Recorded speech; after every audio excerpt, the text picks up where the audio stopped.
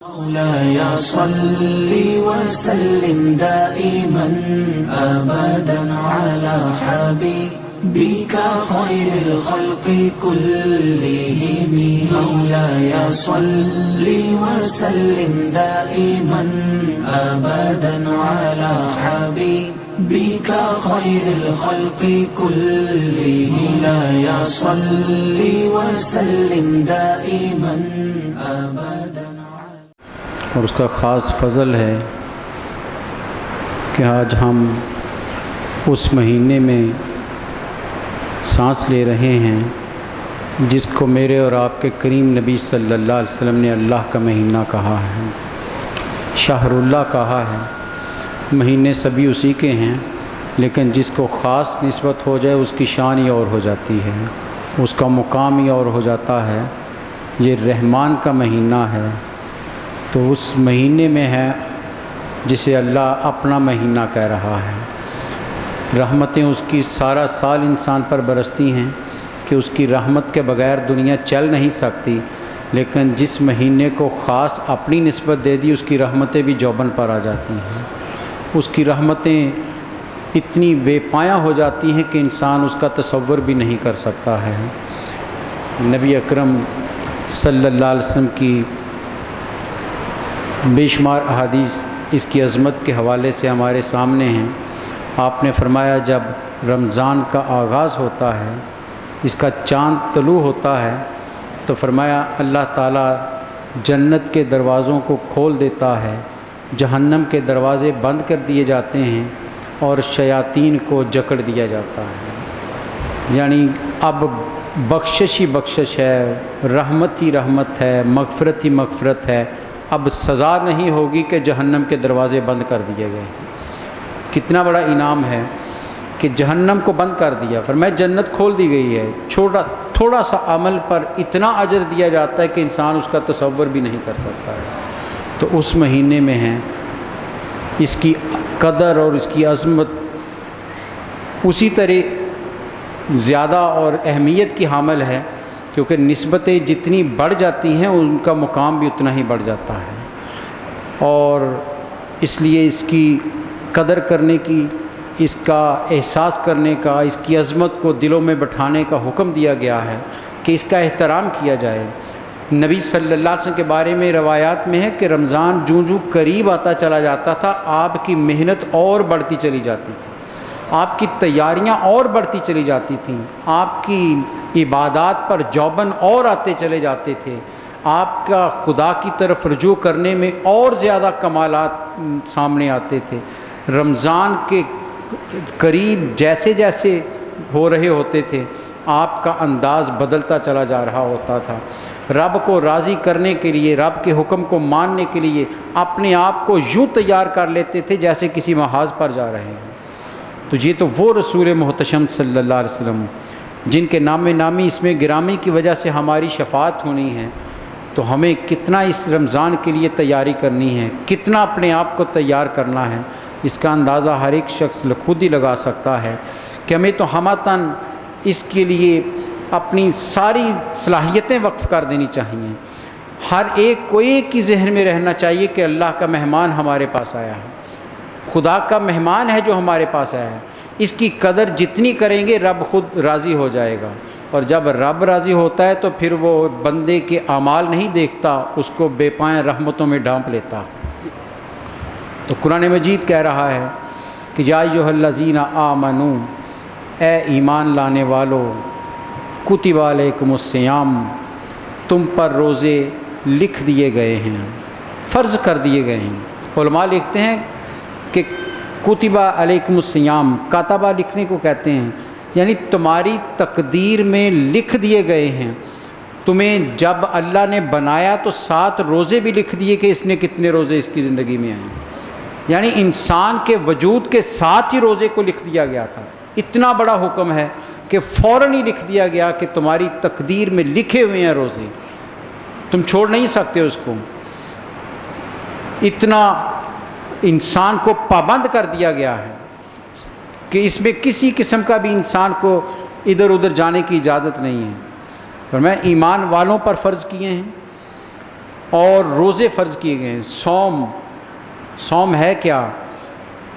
نبی صلی اللہ علیہ وسلم سے پوچھا گیا یا رسول اللہ علیہ وسلم صوم کیا ہے؟ تو آپ نے بڑا خوبصورت جواب دیا۔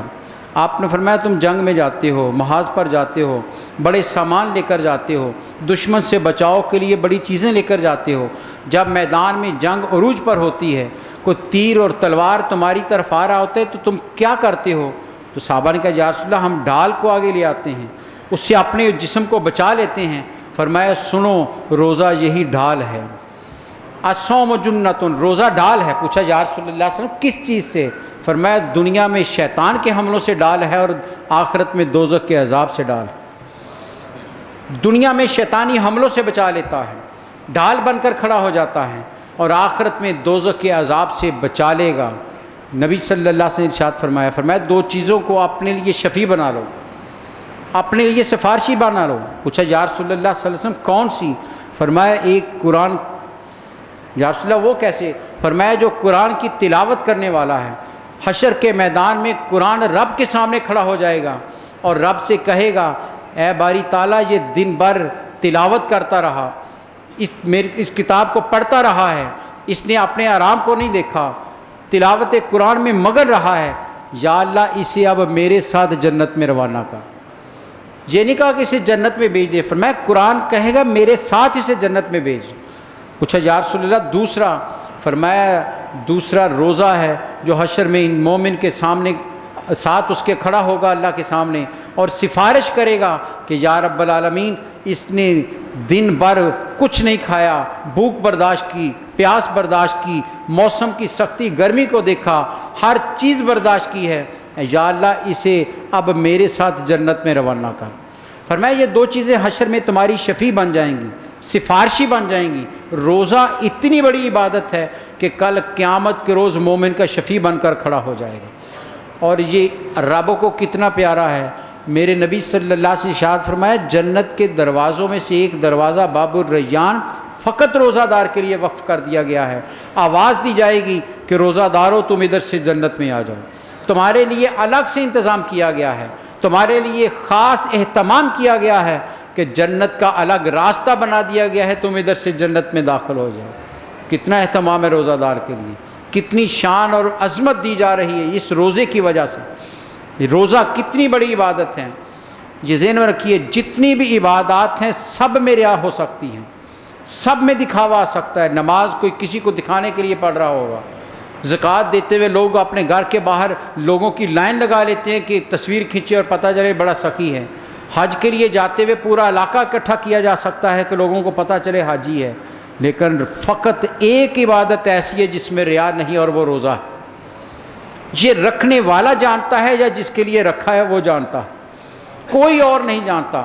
اس لیے نبی صلی اللہ علیہ وسلم نے ارشاد فرمایا، حدیث قدسی ہے، آپ نے فرمایا اللہ ارشاد فرماتا ہے کہ جتنے بھی تم اعمال کرتے ہو تمہیں اس کا بدلہ دیا جائے گا، کسی کو جنت کا، کسی کو درجہ بڑھا کر مختلف اس کے اجر دیے جائیں گے، لیکن روزہ چونکہ خالص میرے لیے رکھا ہے، ریا کوئی نہیں اس میں، دکھاوا کوئی نہیں ہے، تو اللہ رب العزت خود پکارتا ہے الصوم لی، لوگو روزہ تو میرے لیے ہے، یہ کسی اور کے لیے نہیں ہے۔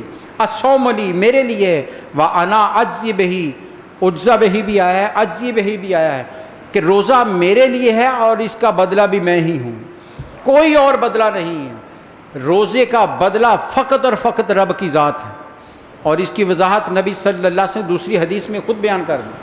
فرمایا للصائم فرحتان، کیا خوبصورت ارشاد فرمایا نبی صلی اللہ علیہ وسلم۔ روزہ داروں اپنی قسمت پر رش کرو کہ میرے نبی صلی اللہ علیہ وسلم روزہ دار کی شان بیان کر رہے ہیں، روزہ دار کا مقام بیان کر رہے ہیں۔ فرمایا للصائم فرحتان، روزہ دار کو دو فرحتیں ملتی ہیں، دو خوشیاں ملیں گی۔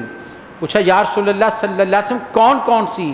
فرمایا ایک عند الافطار، جب افطار کا وقت آتا ہے تو اپنے عمل کو پورا کرنے کی خوشی اس کے اندر آتی ہے کہ میں نے جو کام شروع کیا تھا وہ پایہ تکمیل کو پہنچ گیا، اپنا فرض مکمل کرنے کی جو خوشی ہوتی ہے فرمایا روزہ دار کو ملے گی۔ پوچھا یا رسول اللہ دوسری کون سی ہے؟ میرے نبی صلی اللہ علیہ وسلم نے کیا جواب دیا ہے؟ حضرات گرامی، رب کی عطاؤں کے بھی صدقے اور میرے نبی کی رحمتوں کے بھی قربان جائیے۔ فرمایا دوسری خوشی کیا ہے؟ دوسری فرت اسے وہ ملے گی، فرمایا جب حشر میں پہنچے گا عند لقائے ربک، جب رب سے اس کی ملاقات ہوگی، دوسری خوشی وہاں ملے گی۔ پوچھا یا رسول اللہ وہ کیا ہوگی؟ فرمایا حشر کے میدان میں سب سے پہلے روزہ دار ہے جسے رب اپنا دیدار کروائے گا، کہ تو نے تنہائی میں بھی، اکیلے ہو کر بھی، سب سے چھپ کر بھی میرے وجود کو محسوس کرتے ہوئے اپنا ہاتھ کسی کھانے کی پینے کی چیز کی طرف نہیں بڑھایا، تو نے مجھے دیکھا نہیں ہے، کوئی تمہارے اوپر نگران نہیں تھا، کوئی لٹھ لے کر نہیں کھڑا تھا، تو نے میری ذات کا اتنا اپنے قریب محسوس کیا ہے، ان دیکھے میرا حکم آنا ہے۔ اب تیرا انعام یہ ہے کہ حشر میں سب سے پہلے رب کا دیدار تو کرے گا۔ فرمایا رب کا دیدار روزہ دار کو کروایا جائے گا، کتنا بڑا انعام ہے، سوچئے تو صحیح، رب اپنا دیدار روزہ دار کو کروائے گا۔ اس سے بڑھ کر سارے نبی، حضرت موسیٰ علیہ السلام تو دعا کرتے چلے گئے کہ یا اللہ مجھے دکھا دے اپنا آپ، آرزوئیں کرتے چلے گئے کہ مجھے اپنا آپ دکھا دے، اور رب نے کیا کہا کہ تو دیکھ، لن ترانی، تو دیکھ نہیں سکتا، ہاں ایک تجلی پھینک تو اگر وہ برداشت کر لی تو اپنا آپ بھی دکھا دیں گے، لیکن قرآن کہتا ہے وہ ایک تجلی بھی موسیٰ علیہ السلام سے برداشت نہیں ہوئی، لیکن روزہ دار کو وہ شان اور عظمت ملنے والی ہے حشر کے میدان میں کہ اسے رب بے نقاب اپنا دیدار کروائے۔ یہ اتنی بڑی عبادت کہ درمیان میں سارے واسطے اٹھا دیے جائیں گے، تو اس لیے قرآن کہہ رہا ہے یا ایھا الذین آمنوا کتب علیکم الصیام، اے ایمان والو تم پر روزے فرض کیے گئے۔ اور قرآن مجید کو اگر آپ پڑھیں، قرآن کے بارے میں کہا جاتا ہے اس کا موضوع انسان ہے، اس میں جو کچھ بھی آیا ہے وہ انسان کے لیے آیا ہے، جو بات بھی کہے گی اس کا مضمون، اس کا عنوان انسان ہے۔ اور انسان کو قرآن پھر خود ڈیفائن کرتا ہے کہ دو تین قسم کے انسان ہیں، ایک وہ جو رب کو مان جاتے ہیں، ایمان والے ہیں، ایک جو اس کا یکسر انکار کرتے ہیں، جو کفر میں چلے گئے۔ کبھی کبھی قرآن یا جو انسان بھی کہہ کے بھی پکارتا ہے، اے انسانوں، سب کو بلا لیتا ہے، لیکن ایمان والوں کا ذکر جہاں بھی آتا ہے، پورا قرآن پڑھ لیجیے آپ، جہاں بھی ایمان والوں کو خطاب کیا جاتا ہے، حضرات گرامی قرآن کا لہجہ ہی میٹھا ہو جاتا ہے، رب کے لفظوں میں وہ مٹھاس اور محبت چھلکتی نظر آتی ہے کہ رب اپنے ماننے والوں سے پیار کتنا کرتا ہے۔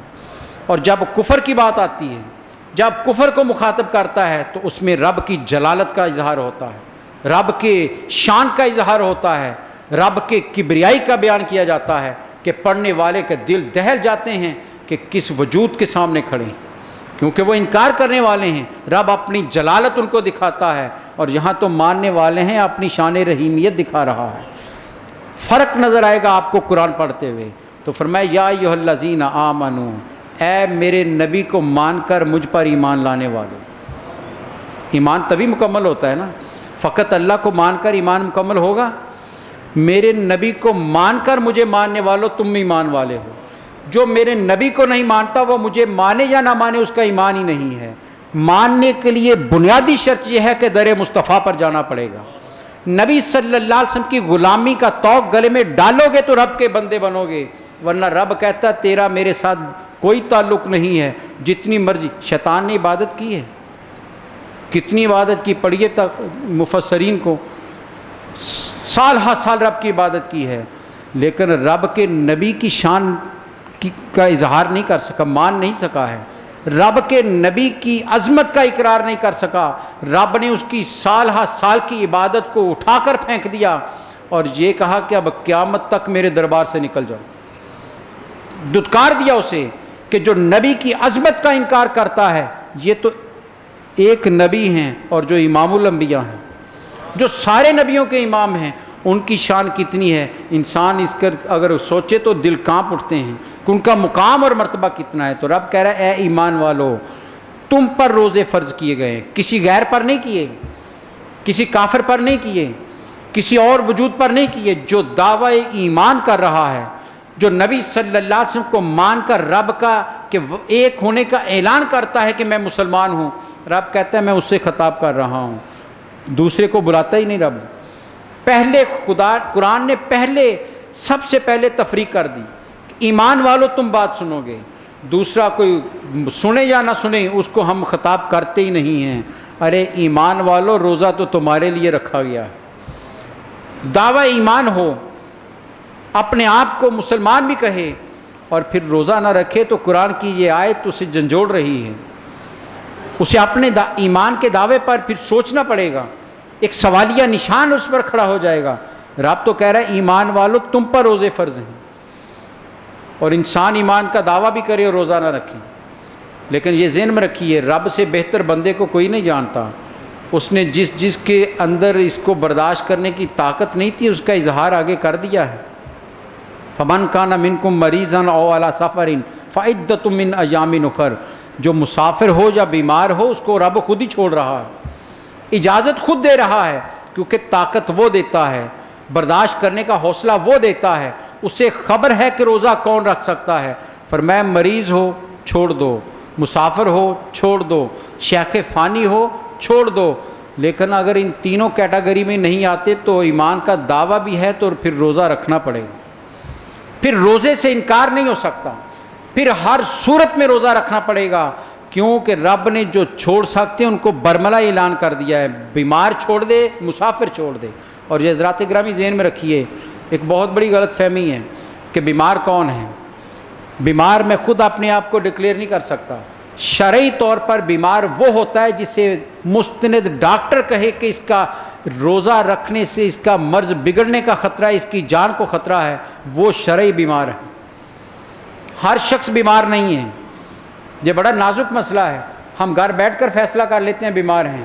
شرعی طور پر بیمار وہ ہوتا ہے جسے کوئی مستند حکیم طبیب ڈکلیئر کرے, وہ کہے کہ روزہ اس کی صحت کو مزید بگاڑے گا, مرض بگڑ جائے گا, جان کو خطرہ ہو جائے گا, اس شخص کو روزہ چھوڑنے کی اجازت ہے. اور مسافر کون ہے؟ مسافر بھی ہر شخص مسافر نہیں ہے.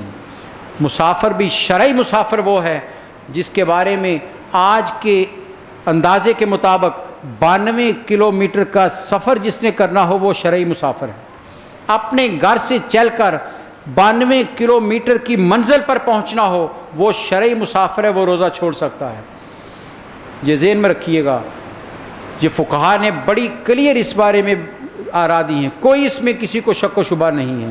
اس لیے بیمار وہ جو شرعی بیمار ہے اور مسافر وہ جو شرعی مسافر ہے. فرمایا وہ روزہ چھوڑ سکتے ہیں, چھوڑ نہیں سکتے. فعدۃ من ایام اخر, ارے ان دنوں میں چھوڑ دو, گنتی پوری کرنی ہے, گنتی پوری کرنی ہے. روزہ کسی حالت میں بھی معاف نہیں ہے. وقتی طور پر چھوڑا جا سکتا ہے, بعد میں گنتی کو پورا کرنا ہے. تو قرآن کہہ رہا ہے یا ایھا الذین آمنوا کتب علیکم الصیام, اے ایمان والو تم پر روزے فرض کر دیے گئے ہیں.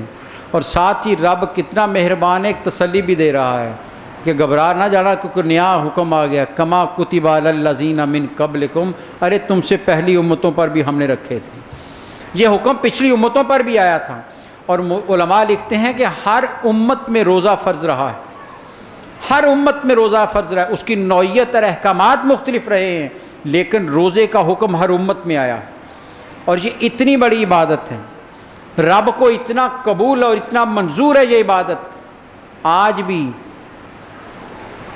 کسی بھی کوئی انسان سے غلطی ہو جائے تو اس کا کفارہ روزے کی صورت میں ادا کیا جاتا ہے. قسم کا کفارہ روزہ ہے. حاجی سے مناسک حج میں کوئی کمی بیشی ہو جائے تو اس کا کفارہ بھی روزے کی صورت میں ہے.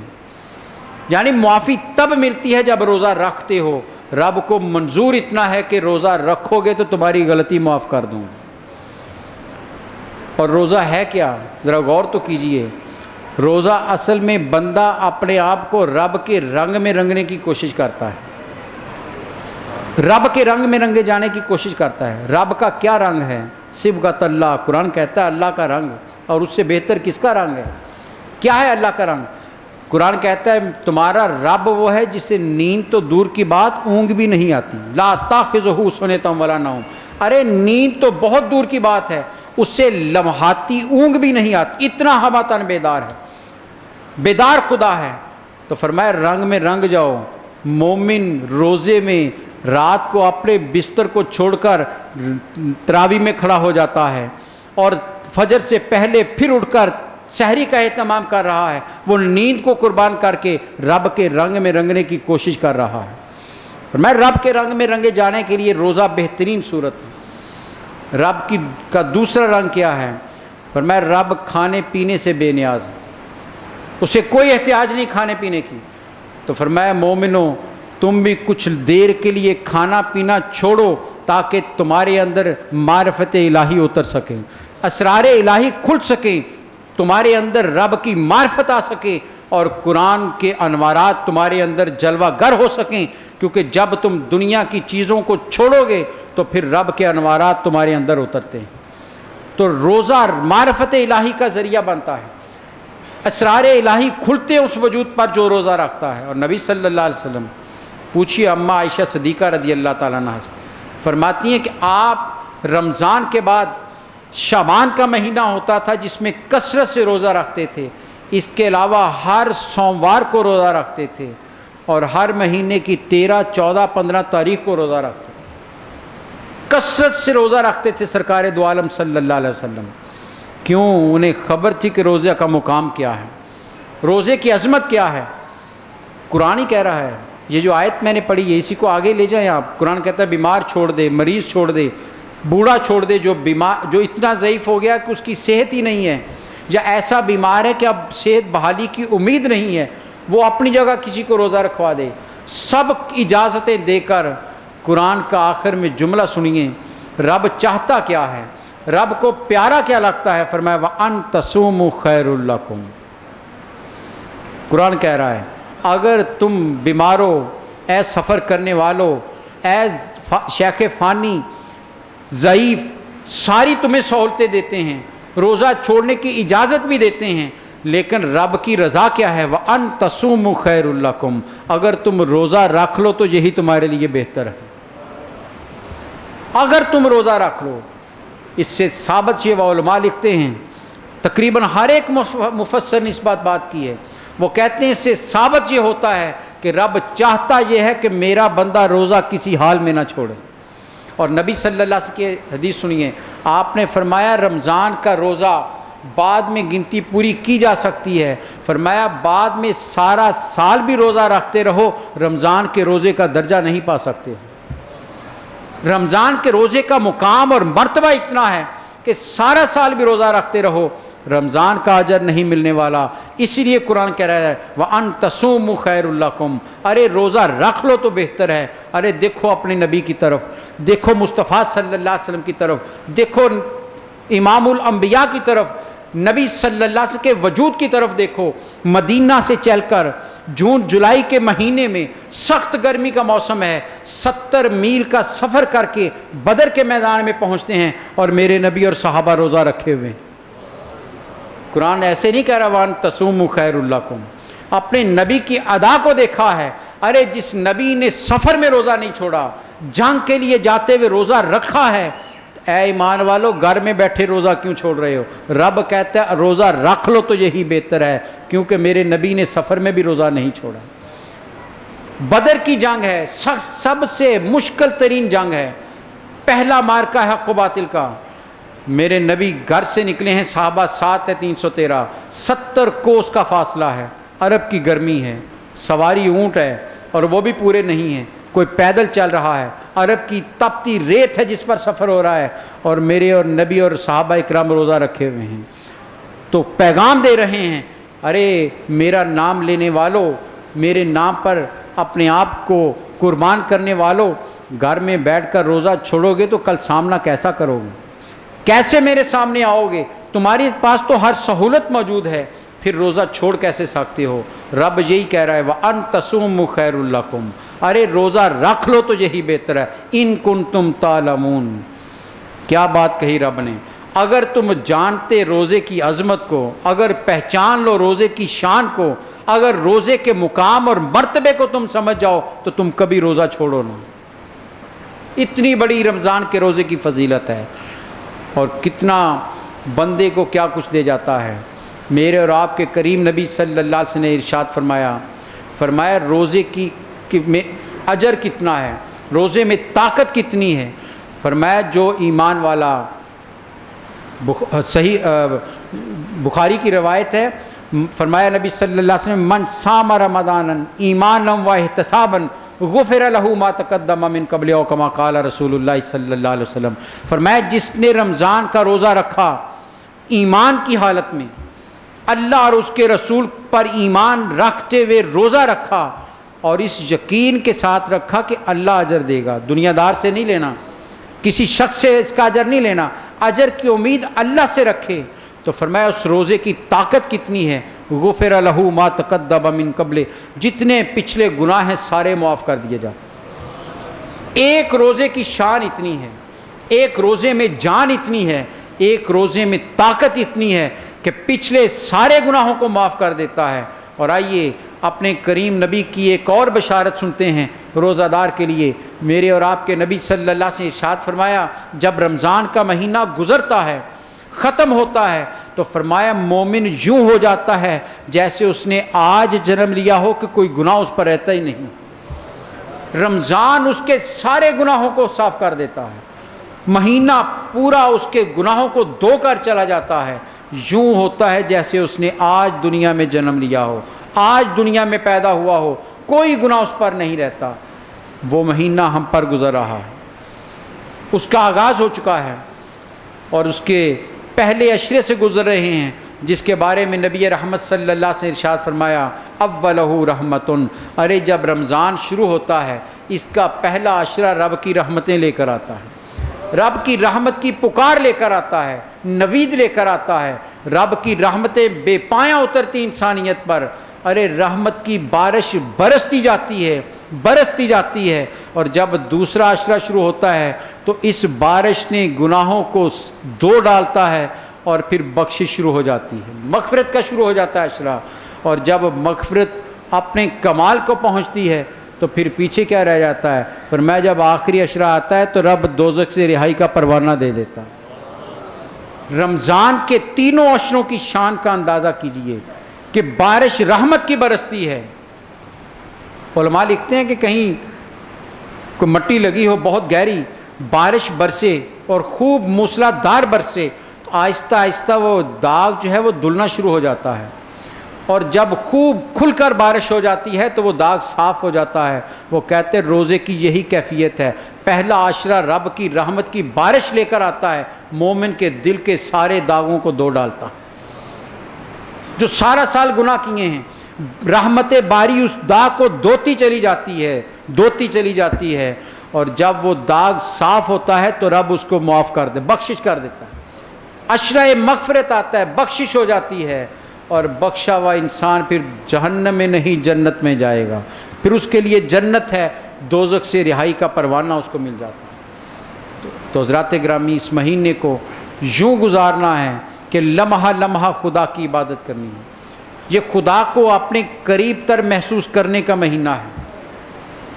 اس سے زیادہ خدا کا قرب محسوس کرنے کا کوئی اور مہینہ نہیں ہے۔ روزہ احساس دلاتا ہے کہ جب کوئی دیکھنا نہیں رہا ہوتا، بند کمرے میں انسان بیٹھا ہو، اس کے طلب بھی ہو، اسے شدت کی پیاس بھی لگی ہو، مشروب بھی پڑا ہو، اور کوئی انسانی آنکھ دیکھ بھی نہ رہی ہو، لیکن ہاتھ مشروب کی طرف بڑھتا نہیں ہے، کیونکہ وہ رب کو اپنے قریب محسوس کرتا ہے، رب کو قریب محسوس کرتا ہے۔ رب تو شروع سے کہہ رہا ہے ارے میں تو تمہارے قریب ہوں، نحن اقرب الیہ من حبل الورید، ارے میں تو تمہاری جان سے بھی تمہارے قریب ہوں، تمہاری جان تمہارے اتنے قریب نہیں جتنا میں تمہارے قریب ہوں۔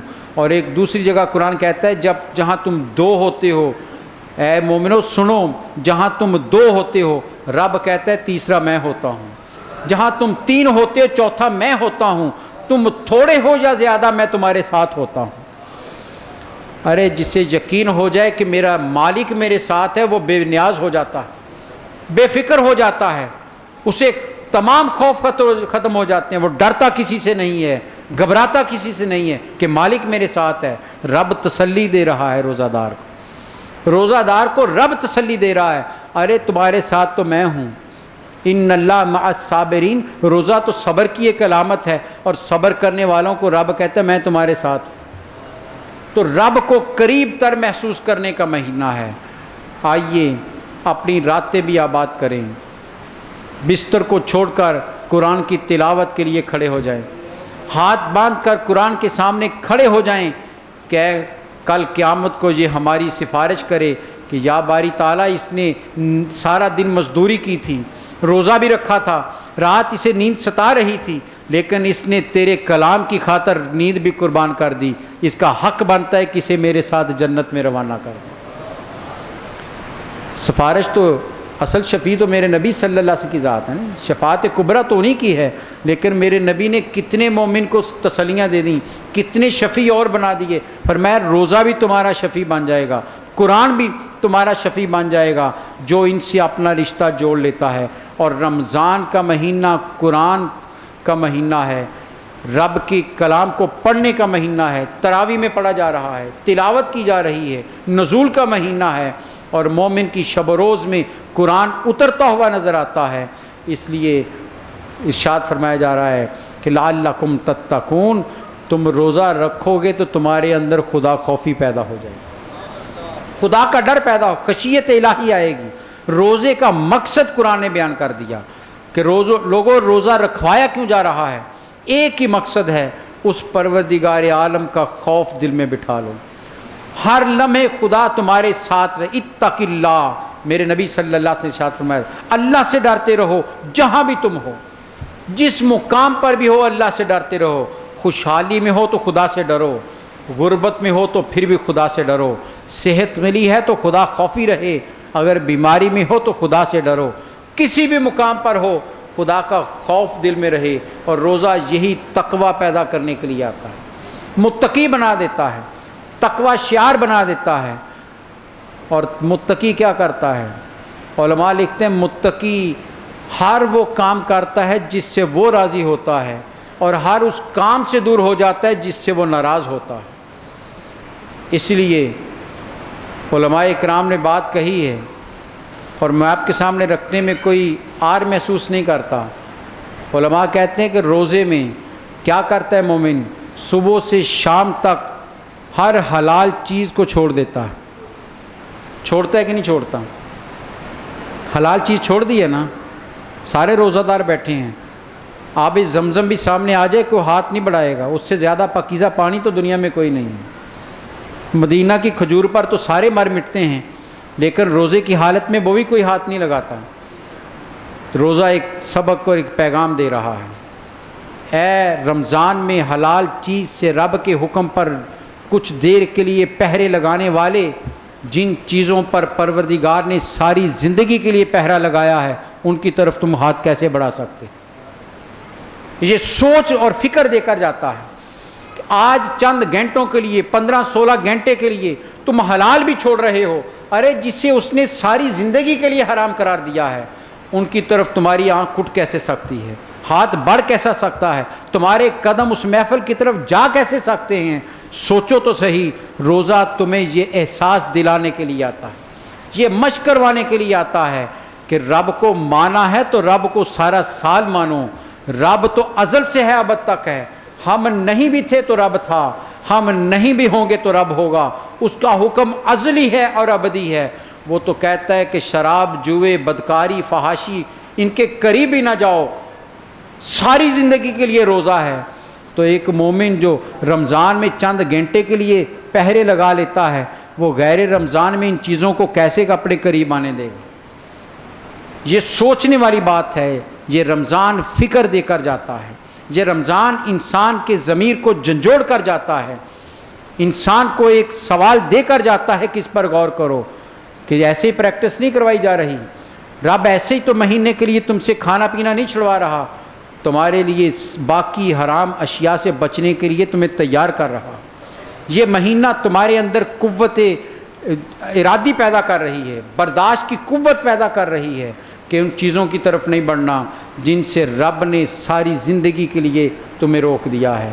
تو آئیے حضرات گرامی، ہم رمضان کو اس طرح گزاریں کہ ہمارا ہر عمل رب کے حکم کے مطابق ہو، اس کی رضا کے لیے جئیں، اس کی رضا کی حاصل کرنے کی کوشش کریں، ہر برے کام سے بچنے کی کوشش کریں، اور یہ ہمارا یہ عمل اتنا مستقل ہو جائے، اتنا مستقل ہو جائے کہ رمضان ہو یا نہ ہو ہم کوئی بدی کی طرف قدم بھی نہ اٹھائیں، گناہ کی طرف نظر بھی نہ اٹھائیں، ہمارا وجود خود بخود برائی سے علیحدہ ہوتا چلا جائے، پھر انسان کمال کو پہنچتا ہے۔ یہی روزے کا مقصد ہے کہ تقوی تمہارے اندر آ جائے، تم جھک جاؤ رب کے سامنے، سب چیزیں چھوڑ دو، جو وہ کہتا ہے وہ کرتے چلے جاؤ، جس سے وہ روکتا ہے وہ رکتے چلے جاؤ۔ یہی روزہ ہے۔ اللہ تعالی ہمیں یوں روزہ رکھنے کی توفیق عطا فرمائے۔ حضرات گرامی، آج رمضان المبارک کا پہلا جمعہ ہے اور آج وہ ہستی بہت یاد آ رہی ہے جن کو بولتے دیکھ کر ہم نے بولنا سیکھا ہے، جن کے لفظوں نے ہمیں حوصلے دیے ہیں، جن کے جملوں نے دلوں میں محبت رسول ڈالی ہے۔ جو بولتے تھے تو لوگ سب کچھ چھوڑ کر ان کی طرف متوجہ ہو جاتے تھے، جب وہ کلام کرتے تھے لوگ اپنی باتیں بند کر دیتے تھے۔ وہ وجود بظاہر تو ہم میں نہیں ہے، لیکن ہمارا ایمان ہے کہ اللہ کے ولی نظروں سے تو اوجھل ہوتے ہیں لیکن وہیں پر رہتے ہیں۔ اسی مسجد میں درس قرآن دیا، لوگوں کو دین سکھایا ہے، یقیناً آج بھی یہیں کہیں وہ موجود ہوں گے۔ آج دعا کیجئے گا اللہ تعالیٰ ان کی قبر انور پر ہزار رحمتیں نازل فرمائے۔ مولاي صل وسلم دائما أبدا على حبيبك